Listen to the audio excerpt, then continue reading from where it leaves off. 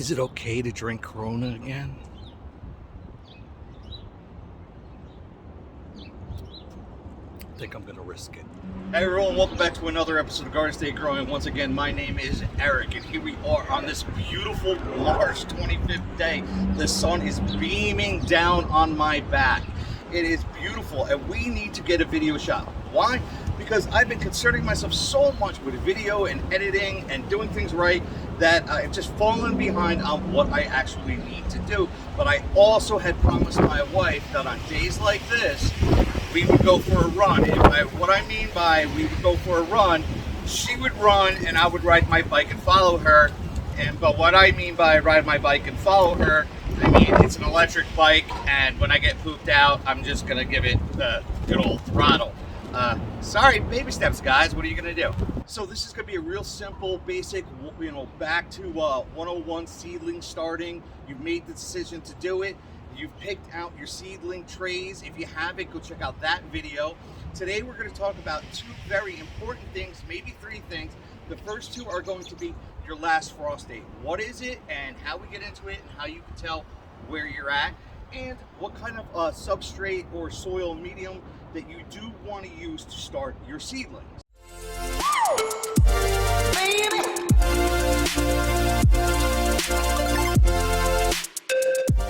All right, everyone, so we're here, and like I promised you, we're going to try to make this quick. We're going to try to make this easy. I got a lot of other things I need to do today, but I need to move on with the garden, and so I wanted to talk about seedling planting basics 101, and I'm going to talk about the substrate that you should be using, or at least my recommendation of the substrate you should be using.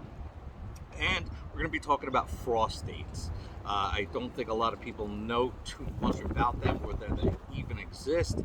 So here's the reality: is there is optimal times to plant in the garden, and a lot of people don't know, but every farmer knows that there is this thing called your last frost date, and I call it the last fear date, and it's the last date you should fear having a frost in your area that are going to kill all your plants.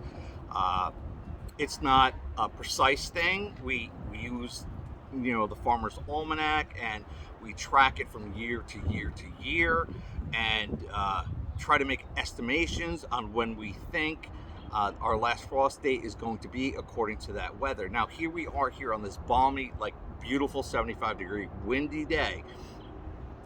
And we had this last year, on March. And then on May 21st, we had a 21-degree drop for 2-3 days. It wasn't just a frost. It was like a couple days, 3 or 4 days. The plants could not tell. I wrapped them in plastic, in hoop houses. I threw burlap sacks on top or canvas on top. It did not matter. The frost was just way too hard. And I lost 57 plants. So the best thing that you can do is determine or estimate when you think your last frost date is going to be. I used to use a thing called Clyde's gardening calendar.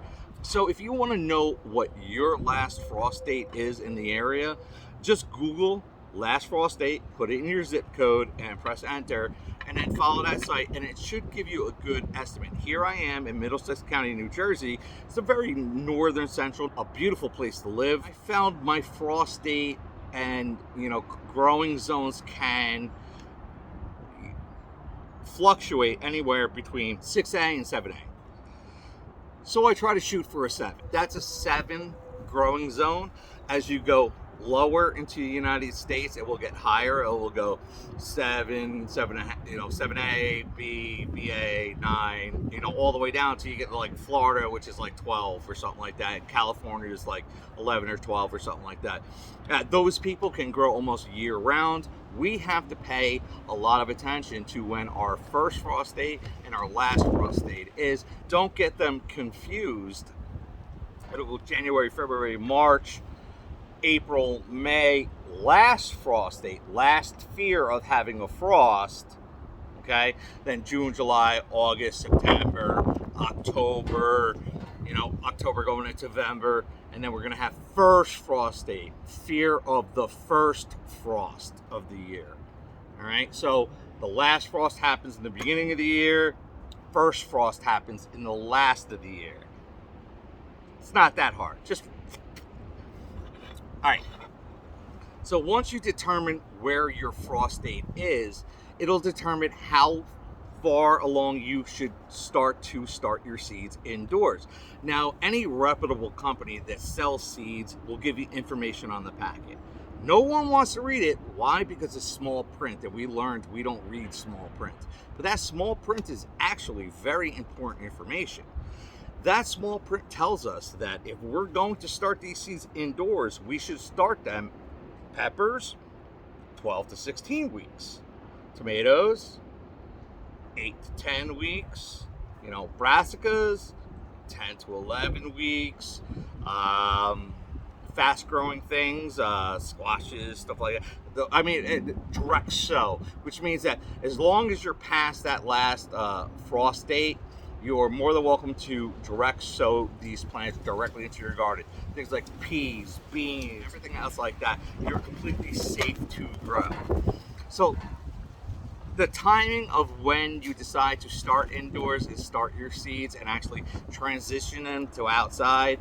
And I will cover transitioning to outside later on. All those times are determined by your last frost date, or an estimation of. I hope that wasn't too hard to break down. If you need to, rewind, listen to it again. Or just remember, last fear of frost, early spring. First fear of frost, late fall. At least for New Jersey. All right, so in the last video, we already talked about seedling trays that you're going to put them in, the drainage holes, the reasons why we're using, and the sizes that we're using for your using. If you haven't seen that video, go back and watch it. So let's talk about substrate. Now, I could waste your time on talking about substrates and substrates and substrates. You have potting soil, gardening soil, raised bed soil, topsoil, compost. There are just a plethora of different materials you could use for different situations in gardening, and they're all well and good, and they're all specified, and they're all interchangeable. Don't get me wrong. But if you're going to grow seedlings, as far as I am concerned, there's just one to talk about, and I'm just going to leave it at that. I'm not even going to bust your chops about it. All right, so here I have a bag of Jiffy's seed starting mix. Okay, and what I love about this is, one, it's organic. I've used it for years. Ingredients are peat moss, coco coir, vermiculite, perlite. That's it. Okay, that's it. You just got the secret recipe for the best seed starting mix on the planet. So if you don't want to pay $5 for this easy bag that Jiffy's puts out, not sponsored, go out and buy yourself a bag of perlite, vermiculite, coco coir, peat moss. If you can't find one or the other as far as coco coir and peat moss, just double the recipe because they both act almost the same. Same thing with perlite and vermiculite. Listen, if you can only get 2 of these ingredients, just use 2 of them. I don't care. Use just peat moss and perlite. That's fine. Just do like an 80-20 mixture. 8 parts peat moss, 20 parts vermiculite, and that's it. It's the perfect medium that you need. It has no nutritional content in it. It's basically inert. You don't need it for seeds. Seeds are like an egg. They have enough nutrition to supply themselves for about a week or 2. Okay, so I'm not going to waste your time bothering you about other substrates and what's better and what's worse. This is what I go for every single time, but I do make it in big batches my own because I do plant a lot more seeds than you could. But for this bag right here, I guarantee for the gardener that probably you are planting, if you planted 50 plants this year, this bag will take care of the entire batch and more. All right, so let's just get into starting fertilizers. There is some controversy, not a lot, but there is some controversy of should you add fertilizers when you are planting your seedlings. My opinion about that is no, you don't need to. Once again, a seed is like an egg. It has enough nutrition to last it about 7 to 14 days. So in my last video, I did explain why I do a bottering. Keep on saying bottering. In my last video, I did do an explanation on bottom watering and why I do not like top watering. So what I would say that is after you have planted your seedlings and they have already started to germinate, okay, from the day they start to germinate, I would count 10 days. After 10 days, I would add something like what I have here. And I'm not sponsoring, but I will endorse. I love Dr. Earth. Okay, they have this liquid fertilizer. And I wanted to go with the concentrated tomato and vegetable. It is a 3-2-2, okay? And it's a little higher than I like when doing seedlings. I would rather just do a 1-1-1. But the great thing about this is I like to use products more than what they're used for. So if I got a 1-1-1, I would only use it for my seedlings. Now that I have a 3-2-2, I can dilute this down by half. And every time, not maybe every time I water, but maybe every other time I water my seedlings, I might add a squirt or two of this to the water just to give them a little extra boost. So my opinion on fertilizing is when you first plant your seedlings, okay, when you're first getting them to germinate, do not put any fertilizer in. That is why we are using the peat moss and the cocoa coir vermiculite perlite is basically inert. We don't want anything to interfere with the germination. I've always had fabulous germination rates, and that's not just because of the method that I use, it's because of the sorts of the seeds that I get. But after that, I would recommend, after 10 days, I would recommend adding a little bit of nutrients to that to give it an extra little boost and help it along until it is time. And then after I up pot it, I would probably use it almost every time. Wow, it's windy out here.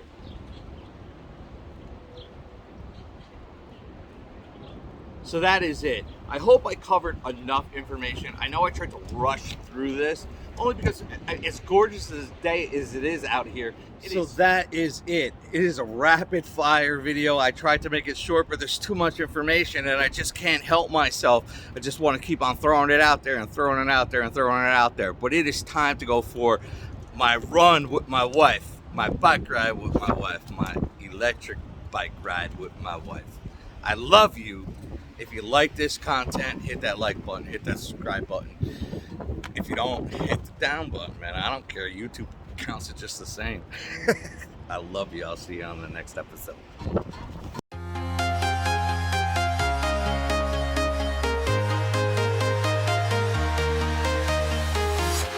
I'm walking alone, the streets are empty. The only thing I can see is my own silhouette. I'm getting strong. I already called not helping. Not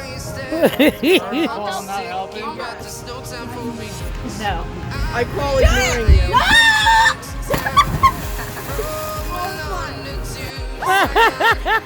I've been all around.